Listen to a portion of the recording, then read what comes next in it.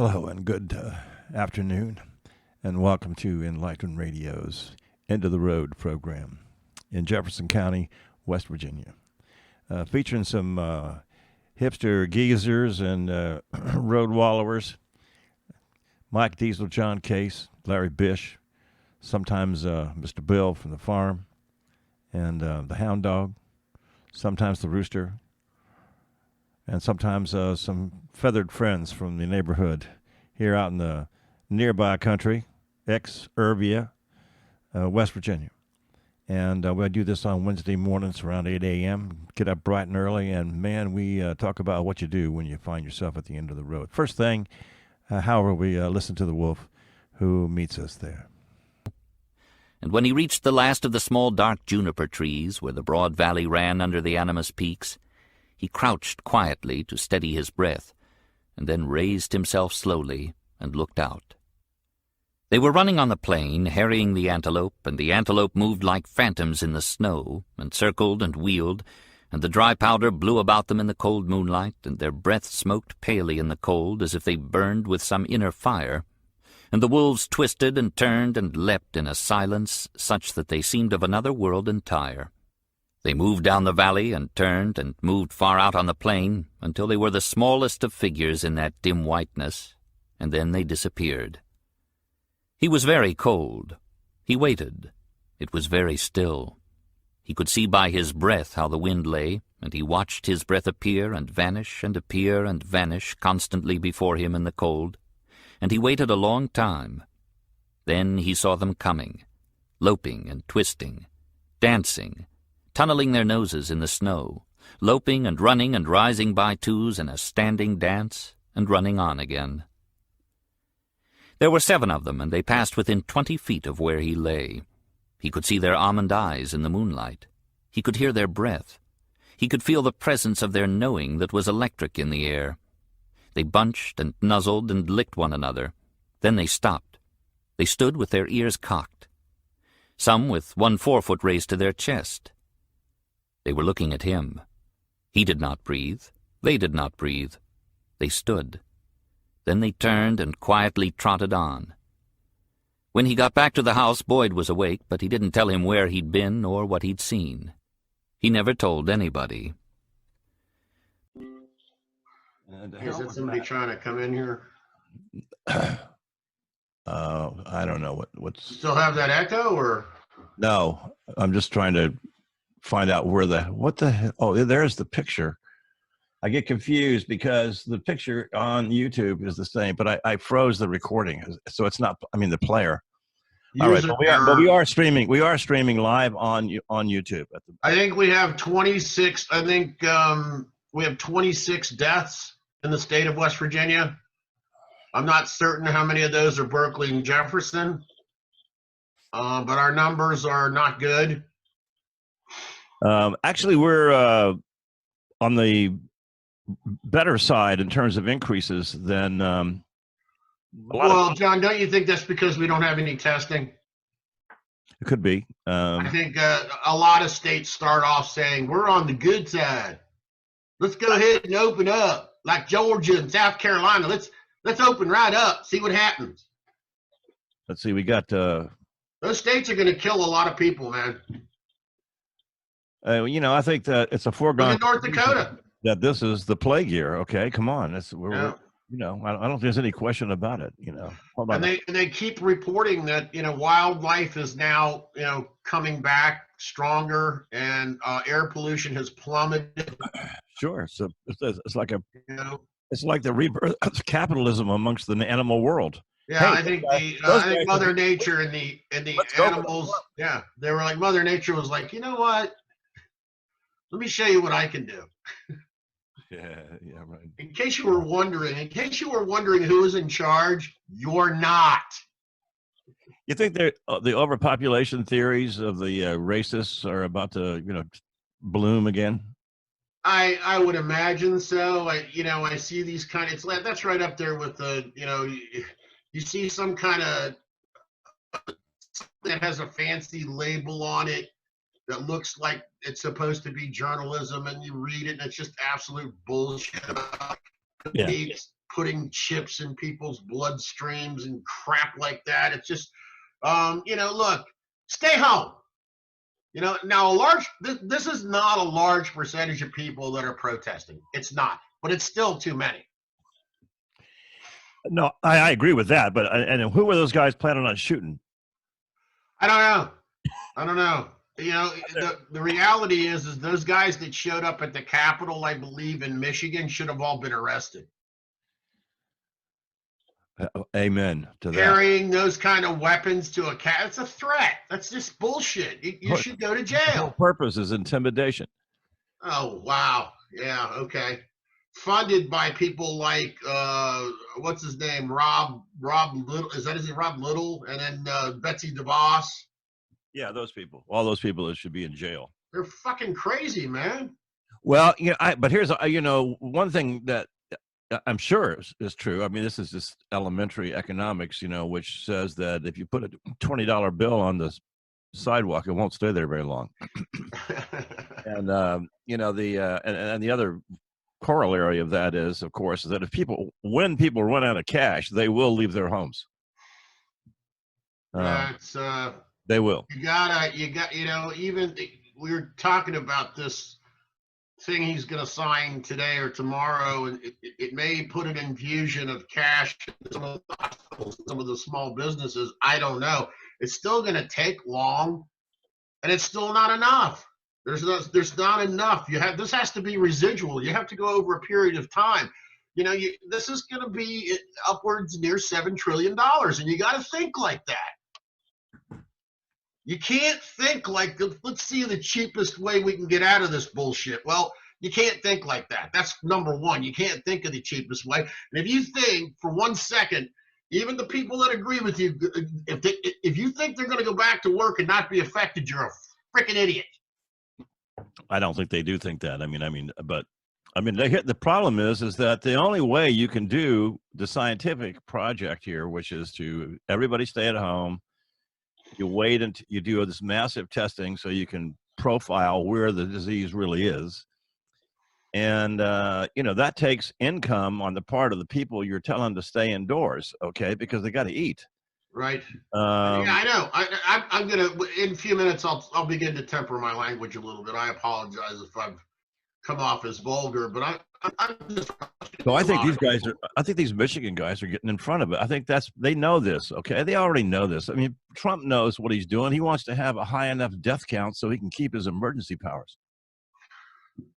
That might be true, John. I don't know. I'm not certain. But when you have as Stephanie Miller calls him, the evil Tom Bosley, as Attorney General. Hold on 1 second. I just got a DM. Hold on a second. I'm trying. Larry hadn't joined us. I wonder if he's having a problem getting. Or of course, with Larry, I'm always wondering if he's in. Well, he may be trying to join the old one. No, it's the same meeting number. I didn't change anything. Yeah. Well, I'm getting on Facebook here. You probably can't see me. No, I can't. I shouldn't be able to see that. I can see you, but I can't see. Well, I'm getting on the DM here and seeing what she just sent me a message saying she's running late. Oh, that's okay. Just tell her to call in whenever she wants to. Okay. Really. I mean, don't get in a hurry. Okay, hold on 1 second.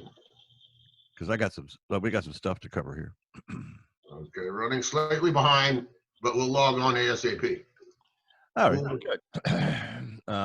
When you can. Can you ping Larry and see if he's not dead? I'll give that a shot. I don't know where he. Oh, he's on Facebook. You should be able to get him on just Facebook Messenger. Let's see what's going on.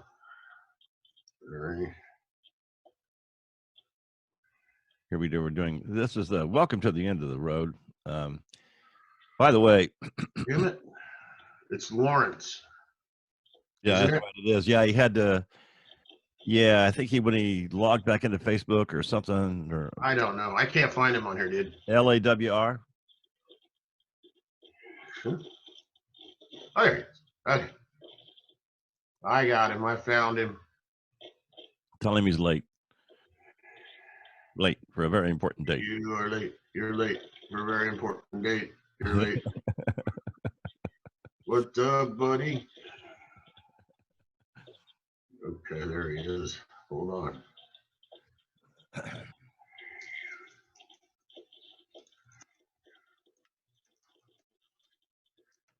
right. I just asked him, you gonna get on with us? What did he say? I'm waiting for a response. I can come back to where you can see me now. Are you there? Yes. Then I can't. I'm back at the meeting thing, and I can see nothing except the Zoom. What happened? I see you fine. I can't see you. Can you hear me? Yeah. Okay, somewhere your screen minimized someplace when you went to the other application. Somewhere on your desktop is the screen in a minimalized form. Really? Yeah. And then you click the little green circle at the corner of it, and it goes back to full size. There it is. Yay! Hold on, I'm going to see if Larry responded. I'll be right back. I'll be right this after back. Yeah, right. Yeah, no, you have to go. But the meeting was at 8. Yeah, I'm going to tell him I don't have the heart to tell. Yep. God damn it. What happened? 8, nothing. I got it. I can't type. He said, I thought it was at 8. I said, yep, it's 8:10.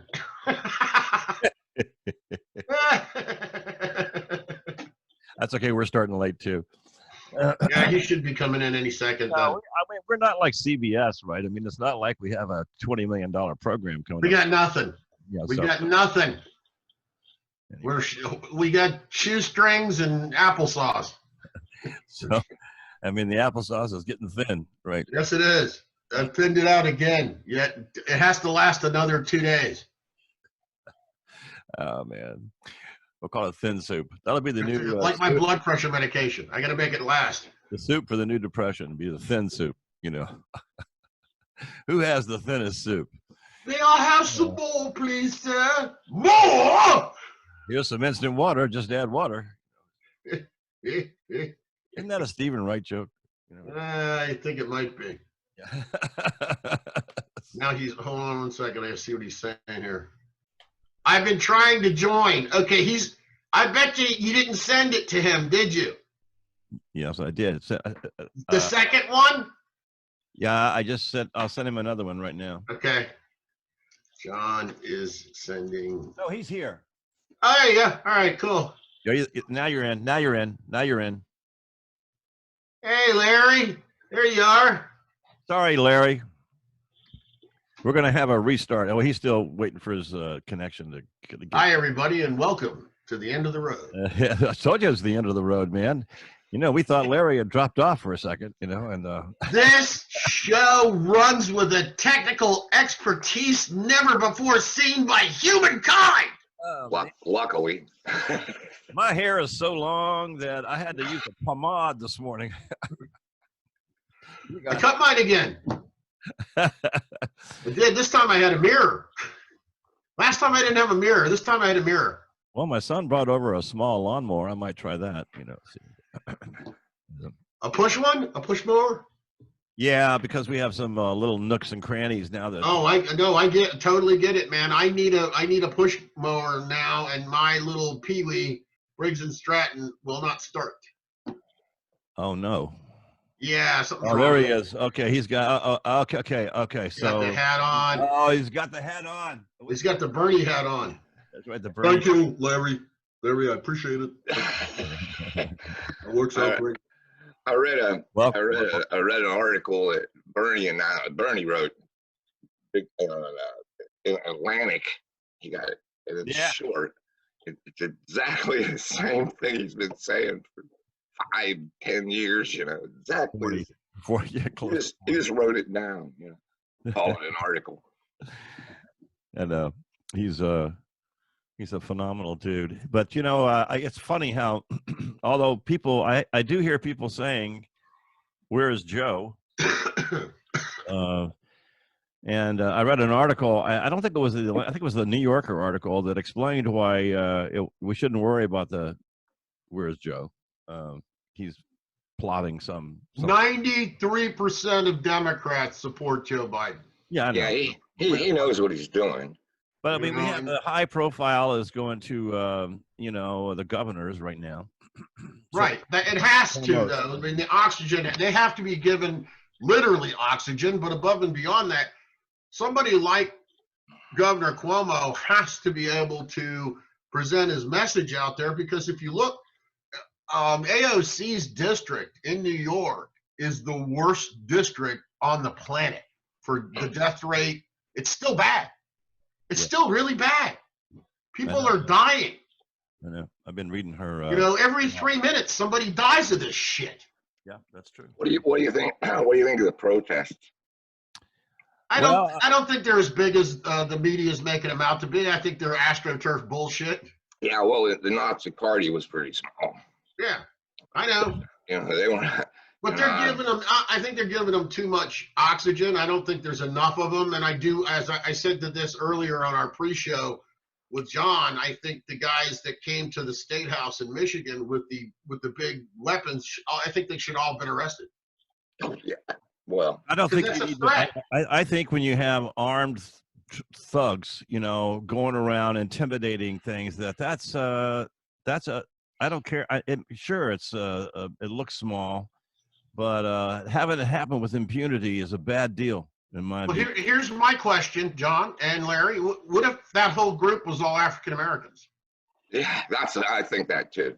Well, they all would have been shot. Right. The army would have been called. There's a precedence for it. When they busted up the African American group in the '60s. Black Panther Party. Black Panthers, yeah, they were carrying guns. Yeah. And they were also infiltrated by FBI agents too. Yeah. But John, did you send Sammy another one to log on to? He'll call in. Yeah. Okay. Well, I just remind me to keep looking at my participants list, okay? Because if I don't, and then someone comes in and then they have to be admitted, okay? I started doing this with the class I'm teaching at Shepherd because I got warned the Zoom bombers would, Right. So, right. although it requires whoever. That's a great name for a band. To keep looking at Zoom bombers, to keep looking at the participants list. For a drug.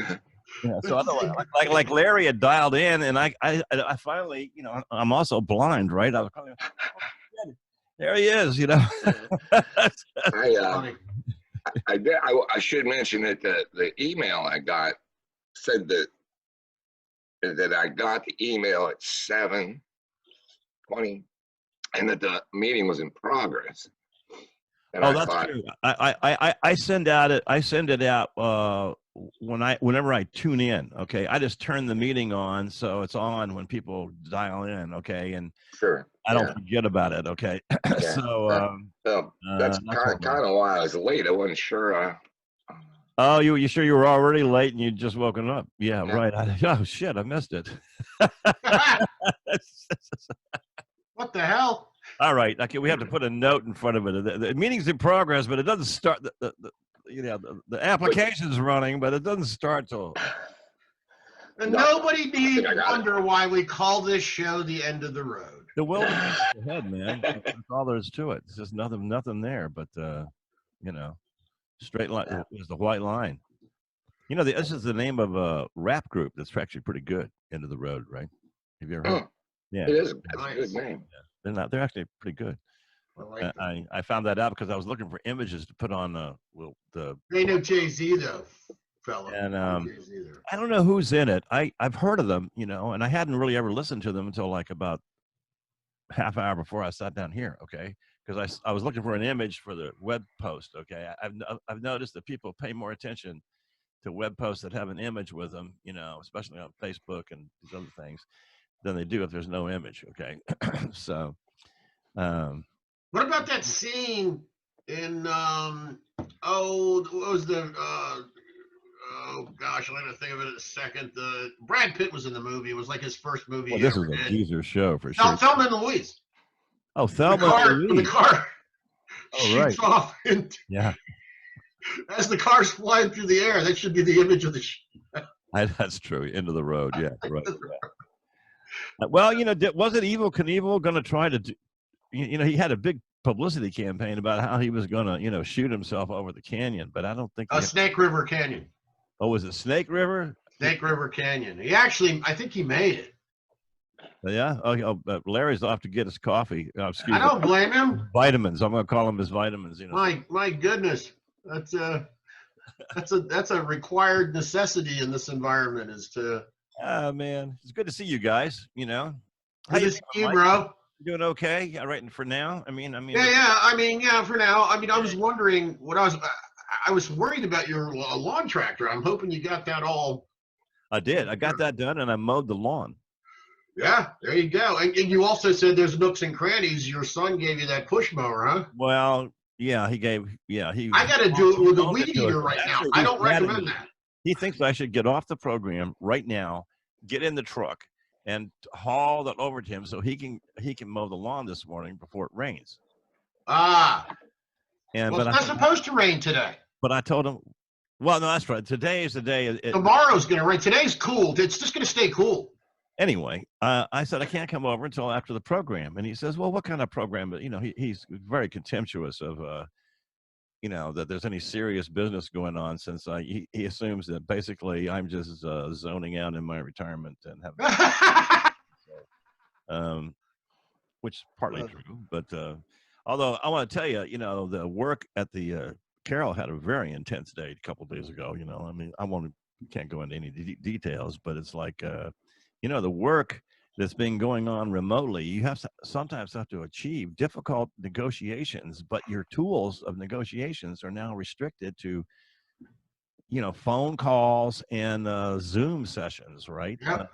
Pixels, man, pixels. It's not, and it can be frustrating, right? I mean, because you can go take 2 or 3 people into a room and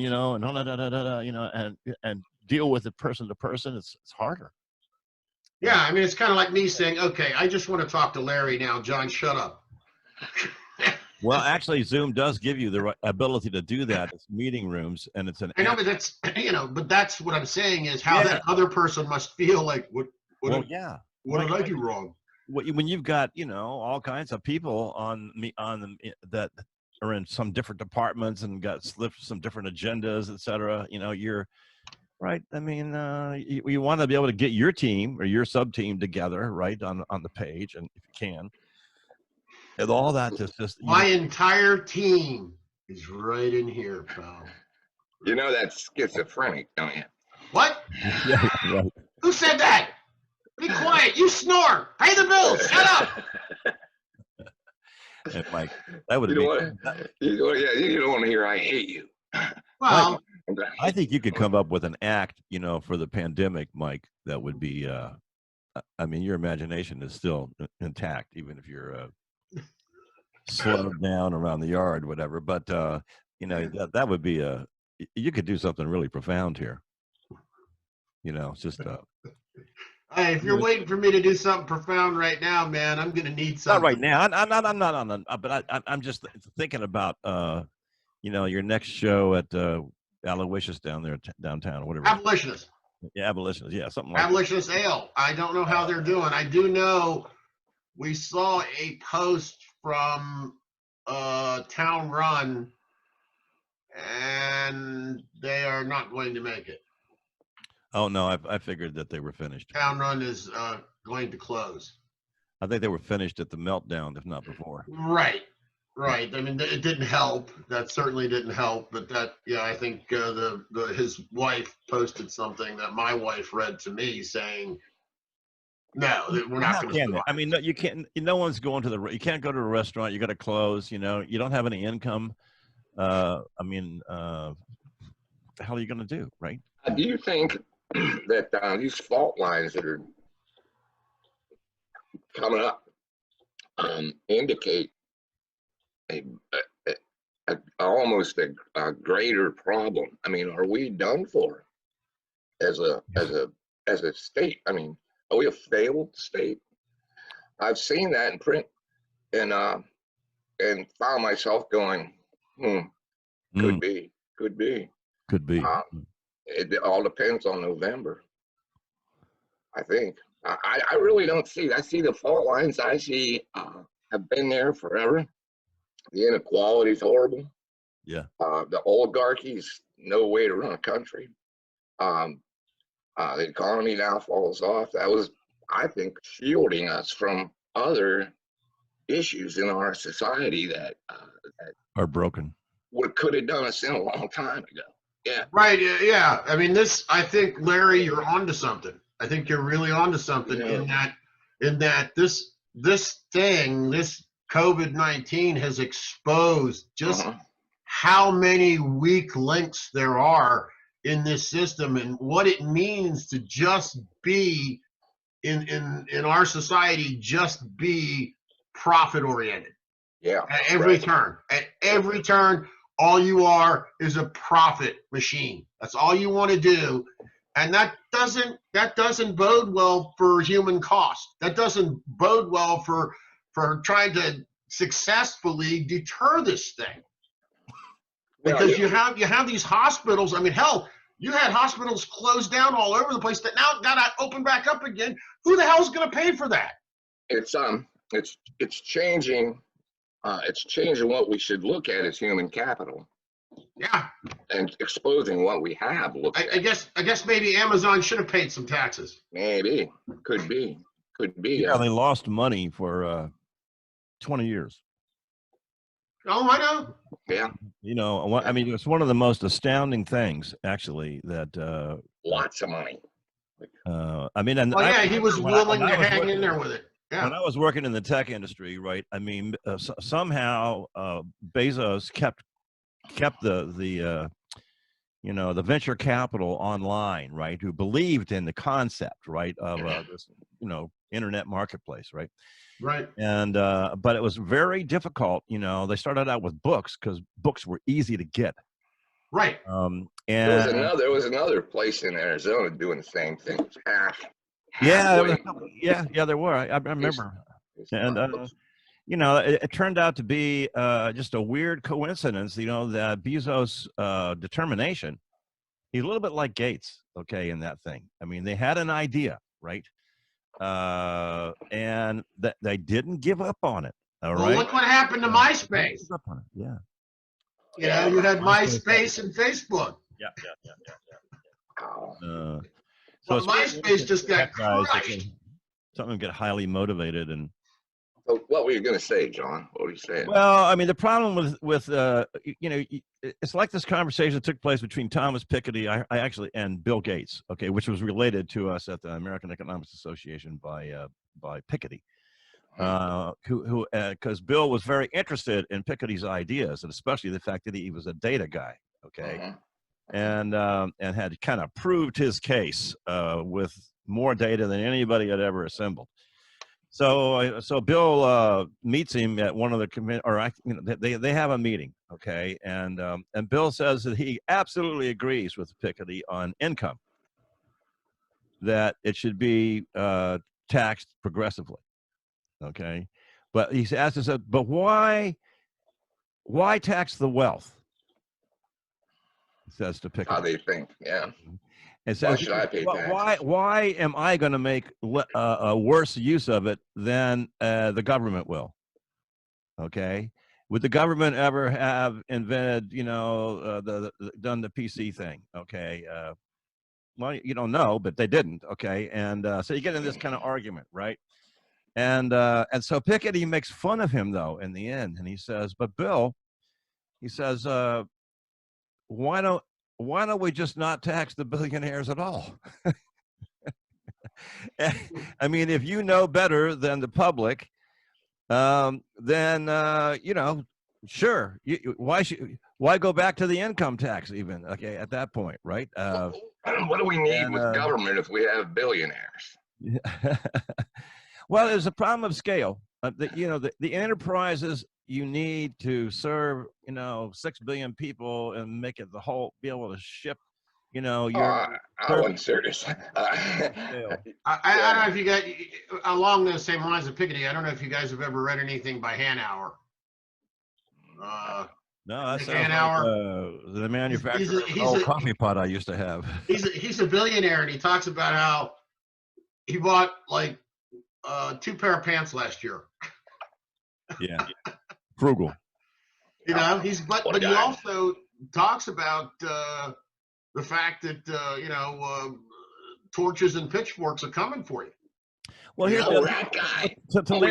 I know who he is. Yeah, I like that guy. Yeah, Nick is a progressive millionaires. Billionaire. Billionaire, and he's said this time and time again. He's been saying this like Bernie has. He's kind of like he's tired of it. He's tired of saying it because him and his friends, they don't go out and spend a bunch of money. They hoard it. Mike, you remember Upton Sinclair, who wrote this famous book about the meatpacking industry? Hey, I got a message from Sammi saying she's trying to sign on, and it keeps telling her another meeting's in progress. See, that's what I'm saying. You need to send her something right now. I'll tell her, delete everything else. John will send you something right now. I ran into that same problem. That's why I was late. And she needs to open. I'm here. Okay. It says it's different than it has been. Open Zoom. A new link. Disregard others.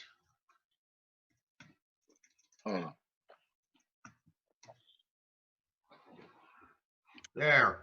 I know you can't see me, but now you can. Boo. Anyway, talking about it, speaking of the jungle, I got it. How's it different? How are things different? I just sent it out again. Okay. But Upton Sinclair, he was a very progressive guy, but he didn't dig it when some people I know tried to organize his factory there in San Francisco. Oh yeah. Yeah. So the millionaire socialists are they're kind of quirky. I actually negotiated with one that was the CEO of Carroll Cable, which was a big cabling company, and he was a Austrian social democrat. Smart, interesting guy. He loved the game of bargaining with the union. He loved it. And, so I ran into guys. You run into guys like that. But, and it's true that, there are, it's like Jerry Brown said one time when everybody, after he had defeated the Republicans with his brilliant sort of Buddhist approach to everything. And then he wanted to build that super highway train, on high speed from high speed rail, right? And then all the hippies got mad at him, because that was going to be a big energy project of some kind. And then they interviewed him and said, well, why, how come you're alienating all your, liberal friends, with this? He says, well, if you want to move mountains, don't call the granola people. And there is some truth to that. Okay. It takes big organizations with a lot of technology and know-how, to do some projects. Okay. So then you have the question of scale. Companies that do these kind of things are going to get big. Question is that, why do they have to, can't you do something like the Germans do a little bit better than us, which is German CEOs make a third of what the U.S. CEOs make. Okay. Japanese can't make more than 10% more than the lowest paid employee. So it's not necessary that they become this super billionaire class that. My grandfather used to say, in a capitalist society, the scum rises to the top. And I don't think that's universally true, but it's certainly true enough that they did a study on CEOs and found something like a 20% margin over the population of sociopathic tendencies. Yeah. So you get people like Trump that will, and he's not smart enough, but with brains, and they'll do well. A conscience isn't really necessary to make $1 billion. I think Trump's pretty smart at the con game. I've been hearing that a lot. He sure comes across as an idiot. He's also a fascist. Okay, I think he seriously is. Okay, so a lot of time, in the billionaires like Krupp in Germany, right? They always thought they could manipulate Hitler. All right. Then in the Oh, end, he, that's very similar. you know, he did Very that. similar. And this might not be quite the same. It could be similar, but usually the billionaire himself is not the actual ideologue, right? But in this case, we have a bunch of them in the United States. The Sacklers, the people that did that opium deal on everybody. You know, I mean, the DeVos outfit and that whole thing. You know, the Koch brothers. Come on. Yeah, I mean, as you and I talked about on the phone the other day, John, we were discussing how that onion, when you start to peel it, it's amazing how many different organizations that. Wait a minute, Sammy's here.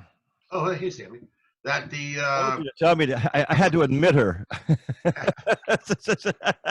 Hey, Sammy. Welcome. Well, can you hear us yet, Sammy? Audio? Looks like no. I wonder if she has to hit the audio. She has to click the audio, yeah. You got to click the audio. I wonder if she did yet. Audio. Audio. I got you now. There you go. There you go. There she is. Welcome. Good morning, guys. Good morning, Sammy. You know, Delegate Sammi Brown. What is the number of your district? 65. 65. Okay, we're in 67. I mean, yes. Well, I'm not speaking for Larry, but Larry's in 7. Two of you are, for sure. Senior member. By the way, do you know Larry, Sammy? Hi, Larry. Hi, Sammy. How are you? Good. Nice to meet you. He works at the correctional center. Eastern Regional, we call it, affectionately. And of course, you know Mike, right? Okay. Exactly. Hi, who's talking to us through his hazy camera. Thanks for coming on. All right. Yeah. Thank you so much. Well, we were in the middle of discussing the end of the road and the beginning of the wilderness here, but in our usual geezer fashion. Anyway, but I know we're anxious to hear anything that you have to tell us about the latest on the COVID situation in Jefferson County and in our area. And also, if you can, also make sure that we are well informed about how to get our absentee ballots and stuff like that. Need that. So did you guys get during the election here, if we ever get to it? we got a free ballot. Before she responds, may I say something that I did that was incredibly stupid? That I am sure. such an idiot. Yeah, why are you doing it? It's kind of amusing but practical. Mm-hmm. I started to fill out my request for my mail-in ballot, you know, the form they give you. Yeah. And I looked at it and I was like, oh crap, this is my wife's. And I put my name. Yeah. And then I was like, oh, there's mine. And then I filled out mine and she's like, well, I guess I'll have to, does she have to get a whole new form? She should. Okay, cool. I think the right thing to do in that case is just request it online. Yeah. Can't you do your impersonation, Mike, of Trump saying something about the mail system ought to be shut down? It's horrible. The entire thing needs to be. And you see, a long time ago, Teddy Kennedy had a meeting with Kurt Cobain, and I'm not sure if you knew that. I'm sorry. I gotta. And I'm like waiting for the break of "Smells Like Teen Spirit" for just like a Nirvana break in the back. Yeah. Everybody mute themselves while Sammy, tries to do her thing here. All right. Yeah. So, when it comes to COVID, I think what really has been the state of play is it's constantly changing. What I've attempted to do as a representative is truly be a conduit of information and resources. P.S. My puppy might be visible in the corner for those watching on YouTube. I got 3 other dogs here, so that won't be. It's cool. So, but with this, because there was a concentrated number of positive outcomes in the Eastern Panhandle, and then pretty predictably Kanawha County and Mon County, we became hotspots early in the state. And what that has essentially done is given a premise for a hyper-localized executive order. So the directive from the top was essentially for local health departments and sheriff's departments to be the localized enforcement of what would be best for the community. Does that feel like passing the buck? a little.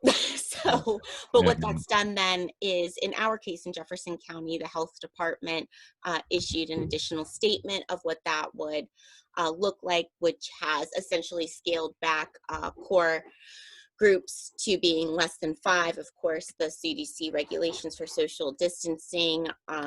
There isn't a articulated mandate for face masks, but it does seem that that would be the national, if not global, recommendation at this juncture.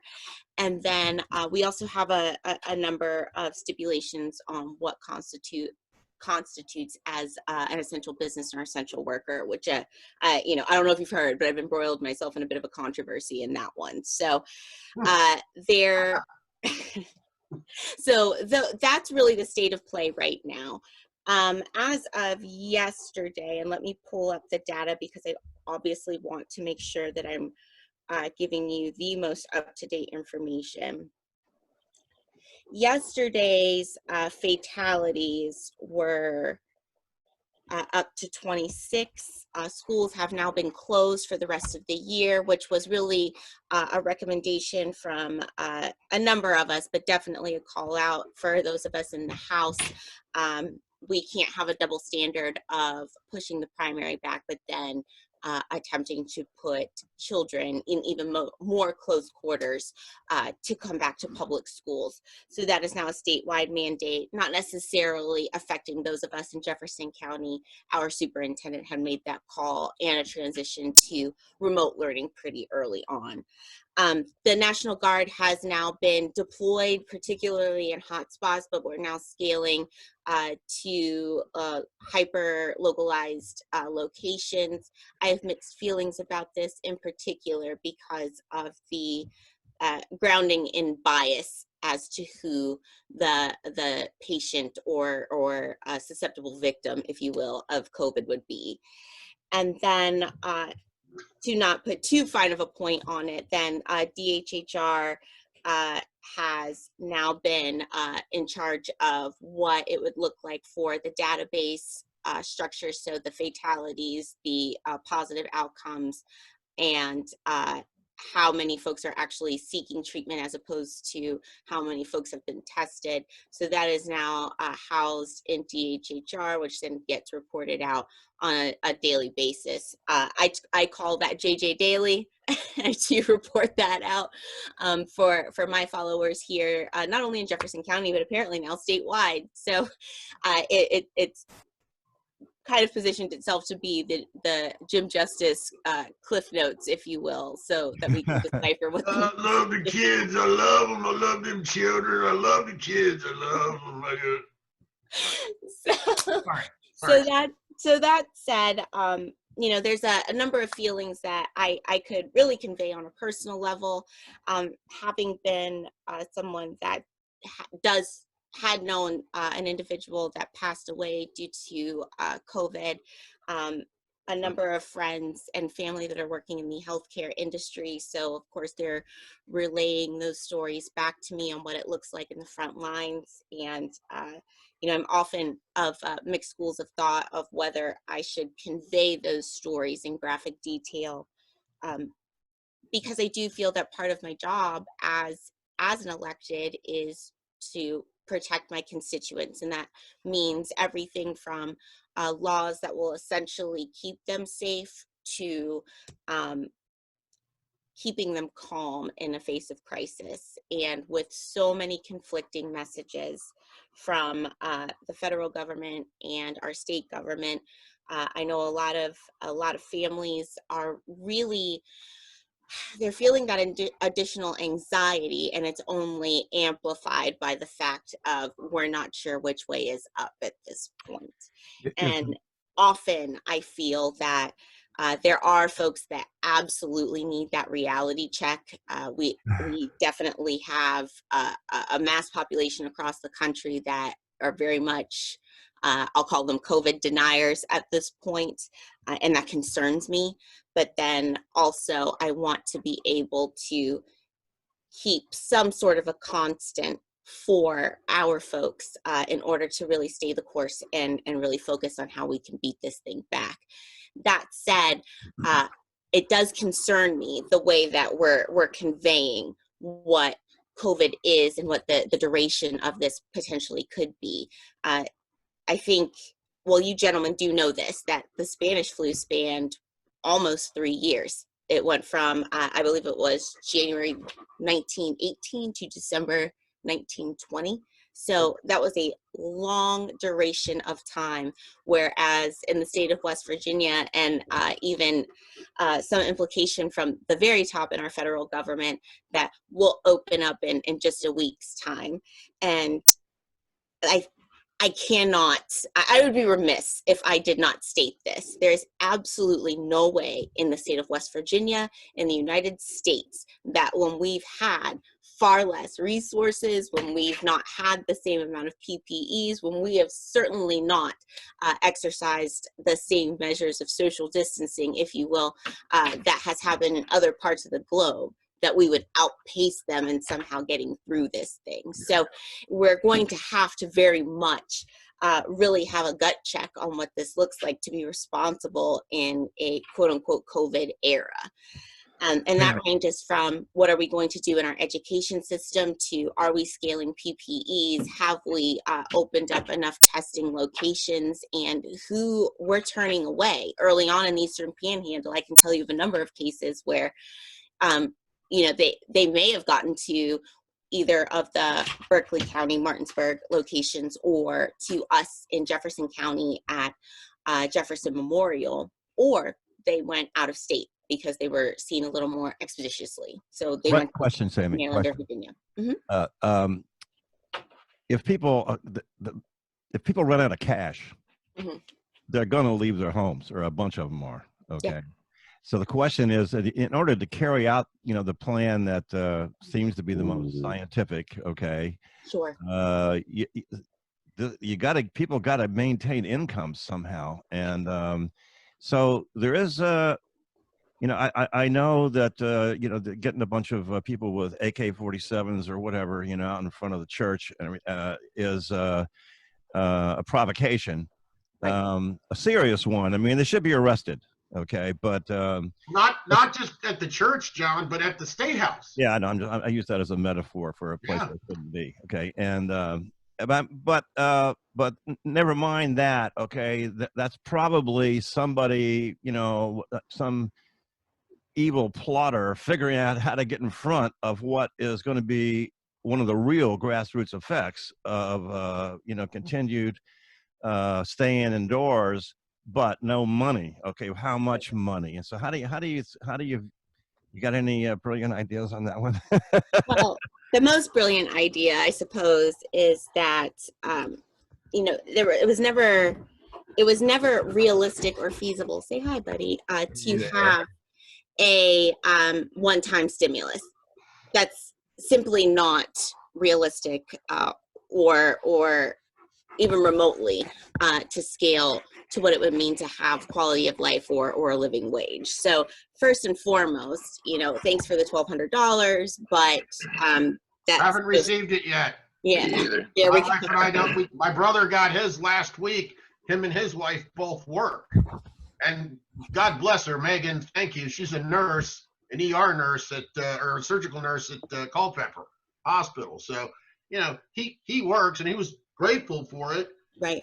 We haven't received jack squat, my wife and I, and she called Capito's office because she went through this process because there was in the CARES bill, there was some type of language that was talking about paying through unemployment insurance gig workers. And my wife happens to be a gig worker, and I happen to work for her. I mean, I'm on the org chart. I'm just below the cats. Sure. But but the point is we haven't received anything with regards to that. I mean, I don't really go out much. If my wife goes out, I mean, we try to pay attention to every rule. We clean, we leave dry goods in the garage for 24 hours. Anything that comes in the fridge is wiped down. I always wear my mask if I go outside. I wear a coverlet if I go outside to walk, if I do my 3 miles or whatever. And I try to maintain it, but that's, it's getting to the point where we're a little bit concerned about getting through the next 3 or 4 months. Okay. And I agree, John, you and I talked about this, Sammi, is John and I and Larry have talked about this before, is that this stimulus may grow into the trillions because of you got to take care of the people. And the only way to do that, John keeps pointing out, we may be sheltering in place, but eventually people are going to go hungry. You got it. And that's really one of the biggest takeaways that I've had from this. You know, there have been a number of folks that, you know, have spoken to what this would do to the economy, particularly around business. And I'm like, yes, absolutely. That those are very realistic fallout. And I also want to tell you that I don't care who you are at this point. You are susceptible to the potential fallout of this thing.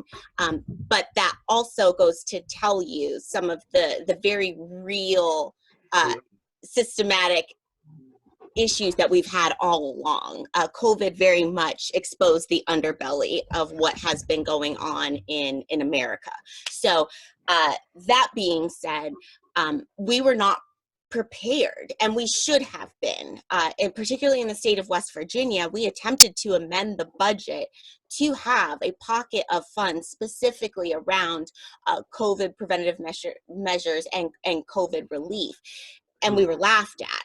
I will never forget this day for as long as I live, gentlemen. Isaac Spinagle introduced that amendment on the floor. I was one of a number of co-sponsors out of the minority caucus, and there a gentleman stood up and no doubt called us fear mongers, and here we are. Oh my God! So then on top of that, you know, and I received the calls and the emails every day. I'm incredibly responsive to folks across the state, but particularly folks here in Jefferson and Berkeley County, frankly, because I want to make sure that you have some sort of a direct pathway to whatever is going on at the top, even though it does feel it feels a little shaky right now. It feels a little convoluted. But that said, you know, I've had a number of folks that have said to me exactly what you have. I haven't gotten my stimulus. I haven't gotten my unemployment. Sammi, what do I do? You know, I'm not sure about my utilities. I feel like there's price gouging. What do I do about my rent? What do I do about my mortgage? And on a constant basis, and I genuinely mean this, when I got out of session, it was pretty much going directly into COVID relief. I think the only thing I did in between was attend COPE for the AFL-CIO. And after that, it was rapid fire. And I can tell you that folks were just so uneasy and they were panicked. And that's because we are a society that has been living paycheck to paycheck, and government on all levels said, that's just going to have to do. So everything that we've been advocating for working families, whether it was a living wage, whether it was sustainable revenue and sustainable jobs, whether it was healthcare that was comprehensive and affordable, you are very much seeing why we wanted this all along. You mentioned one thing I'd like you to respond to, because I got the impression that I wasn't sure what you were trying to say about the deployment of the National Guard. And I mean, is this going to be deployed in Charlestown kind of thing? And that has some interesting, not so interesting implications. Mm-hmm. So I was wondering, who's in charge of that? So that is in conjunction with General Hoyer, who heads up our National Guard, our Army National Guard and Air National Guard units here in the state. On a state level, the governor then acts as your commander-in-chief, and then your commander-in-chief also reports back out to the U.S. government or our president in order to be federalized. In this case, no, we're not in a combat situation, but we are very much in a crisis situation.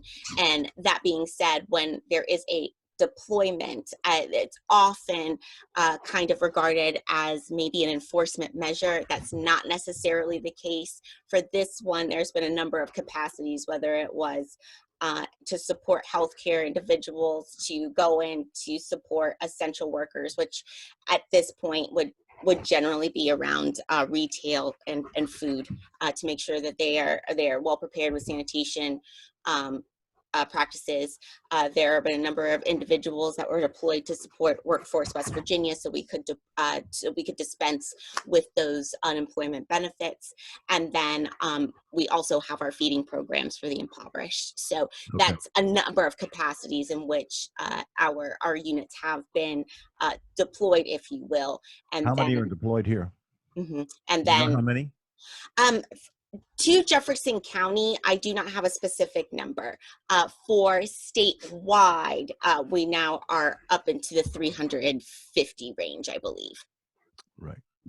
Now, the other thing I keep hearing about too, even from the other side now, all of the sudden, Yang doesn't seem so stupid or whimsical about universal basic income.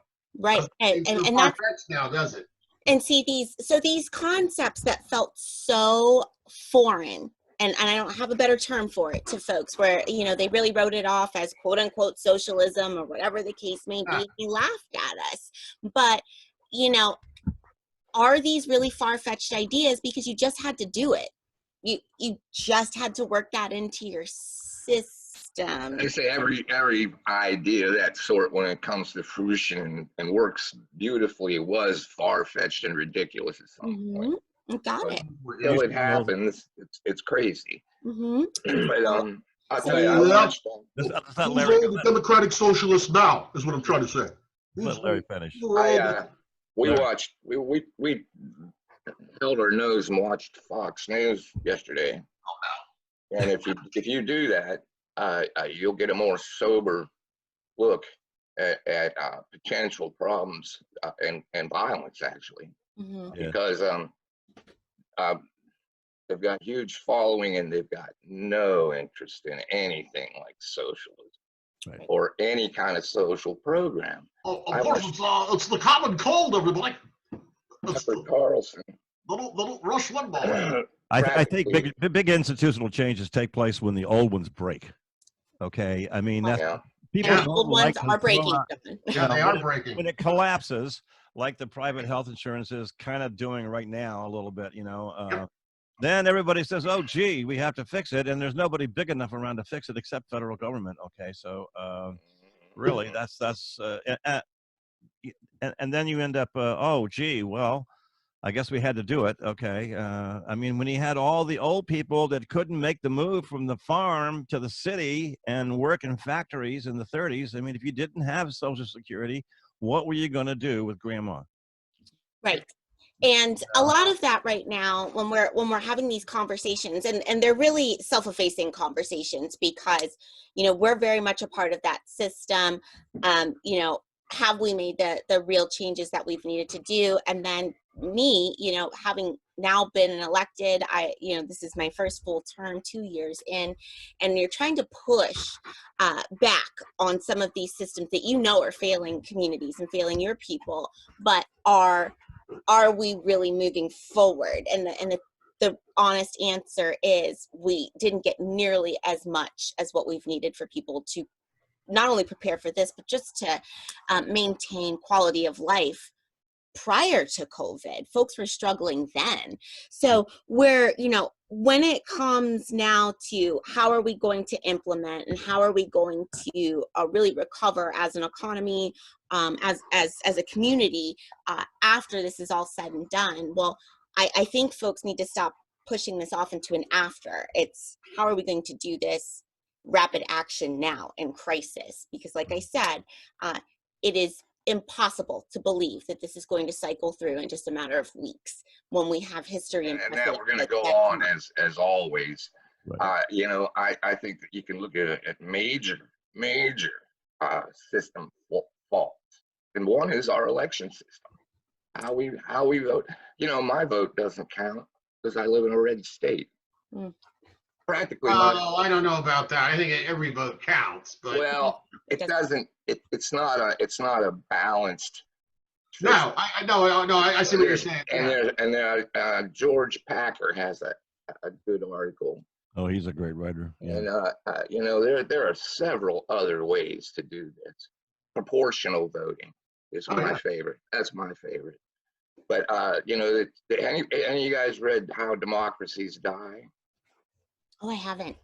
Not all of it. We're watching the TV show right now. Yeah, it's a real indictment. It's an efficient indictment of the party system. As we discussed, Larry, All The Apprentice. Everything from voting to the economy. I mean, this COVID, one of the things that we pointed out earlier on in the show, and God bless Sammi for coming on, but we were talking about very specifically, this has exposed just how weak a lot of our systems are. As Sammi just indicated, there was a lot of people in trouble before this showed up. You got it. You know, the cost of everything going up, hourly wages not rising, people, you know, trying to work 2-3 jobs to take care of their kids and their family. If you think about people sheltering in place in New York and Chicago and in these cities, they're in little boxes and they're using kitchens that have, you know, barely have enough gas to make a dinner. Now you hit on something else, and it's a long adage that a society can be judged by how well it treats the lowest of its members. Why don't we pause? Can we pause here for a second? And Sammi, I know you're very busy. Well, we could probably sit here and talk about baloney about for quite a while here. And you know, I have a question for to give you Sammi. an opportunity to get about your day, and thank you, you know, so much, you know, for sharing with us. Okay, of course. Well, it's up. It's live on YouTube, and I'm learning how to, you know, do all this video stuff because when you watch the video, it's so much easier to keep track of who's talking than if you try to have 4 people on a phone call on the radio. I love this. I love it. You're doing a bang up job. Who was that talking? What did they say? You know, but all my talk shows are this now. You know, okay. Comedy Central, all the people that do interviews and stuff. I like interviews. Yeah. And they're all being done this way. Yeah. Well, and it's you know, this is our new wave, guys. So I'm really excited for, you know, just exciting to see the people on TV what they read. Yeah, we get to bring it to them, like, oh, you know, oh look, it's Moby Dick. Oh look, he's reading the Grapes of Wrath or what? It's pretty amazing. So great. It's our new grassroots, guys. Zoom. Right. Or you'll look at somebody's apartment and go, that's horrible. Well, you know, it got to be, nobody wanted to drive all the way to Harper's Ferry to sit in the studio here. So, just, you know, now this is how we're going to kick it. Yeah. But hey, all right. I did that, John, and I want you to know it's quite a trip. Yeah, it is 12. You came down too. Yeah. Well, we're at the hour point, guys, and if we're under the hour, then you know, Facebook and YouTube don't even bother to turn on their auto grader. Thank you all. Thank you. Bless you. Stay healthy. Bye, guys. Stay healthy. Stay safe. Thanks, guys. All right. Good show, everybody. Bye, Larry. Great job. See you next week on the end of the road and the beginning of the wilderness. Now nobody knows how to